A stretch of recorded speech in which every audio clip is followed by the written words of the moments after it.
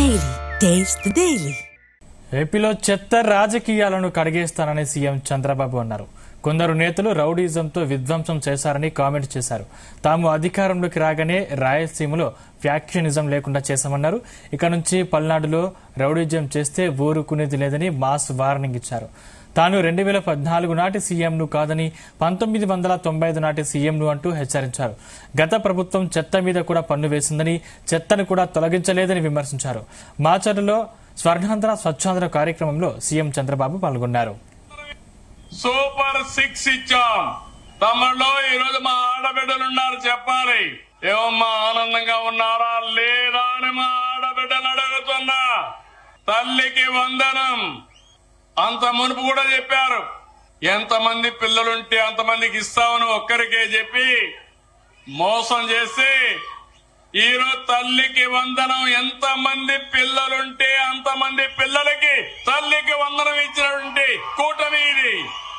మొన్నైతే కొంతమంది వచ్చి మా ఇంట్లో 7 మంది ఉన్నారు, 7 మందికి వచ్చిందంటే నేను చాలా ఆనందపడ్డానని చెప్పి కూడా నేను మీకు తెలియజేస్తున్నా. ఎందుకంటే జనాభా కూడా తగ్గిపోతా ఉంది, పిల్లల భారం అనుకుంటున్నారు.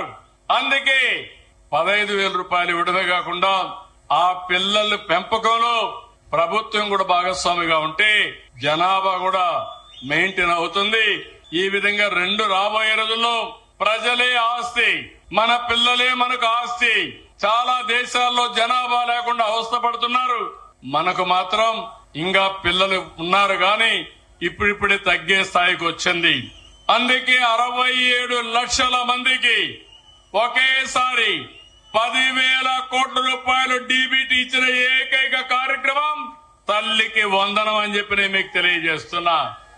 మొన్ననే స్త్రీ శక్తి మా ఆడబిడ్డలు ఈరోజు జల్సాగా ఎక్కడికి పోవాలన్నా ఎవరికి అడిగే పరిస్థితి లేకుండా బస్ ఎక్కితే నేరుగా ఎక్కడికి కావాలంటే అక్కడికి వెళ్లి, ఒక దేవాలయానికి పోవాలంటే దేవాలయానికి వెళ్లి అక్కడే ప్రసాదం ఉచితంగా పెడతారు, భోజనం కూడా ఉచితంగా ఉంటుంది, దేవుడు కూడా ఆశీర్వదిస్తాడు, మళ్లీ తిరిగి వచ్చే పరిస్థితి వస్తుంది.